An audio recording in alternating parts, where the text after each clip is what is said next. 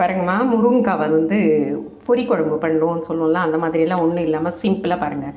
முருங்கைக்காவை cut பண்ணி இந்த பாருங்கள், வெங்காயம் கட் பண்ணிவிட்டு இந்த பாருங்கள், தக்காளி கட் பண்ணிட்டு அப்படியே வச்சு குக்கரில் வச்சு வேக வச்சுட்டு, அதுக்கப்புறமா நம்ம என்ன பண்ணணும், பசங்க முருங்கைக்காய் சாப்பிட மாட்டாங்கன்றதுனால அதை இது பண்ணிவிட்டு அந்த இதுவை மட்டும் எடுத்துகிட்டு இதை பாருங்கள்.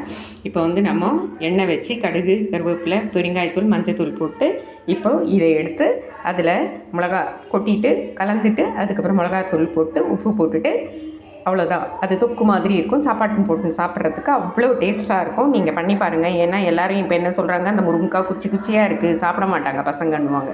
அதனால் என்ன சொல்கிறேன்னா, அந்த முருங்கைக்காவை இந்த மாதிரி குக்கரில் வச்சிட்டோன்னா அது வந்து நல்லா மெல்ட் ஆகிடும். அந்த தக்காளி, வெங்காயம் எல்லாமே சேர்த்து ஜூஸி ஆகிடும். அவ்வளோதான். அதுக்கப்புறமா அதை எடுத்து நம்ம இந்த மாதிரி கீரியும் அதில் போட்டுட்டு நம்ம பண்ணலாம். அப்படி இல்லைன்னாலும் நம்ம அப்படியே சாப்பிட்டுக்கலாம். லைக் பண்ணுங்கள், ஷேர் பண்ணுங்கள், கற்றுக்குங்க. தேங்க்யூ.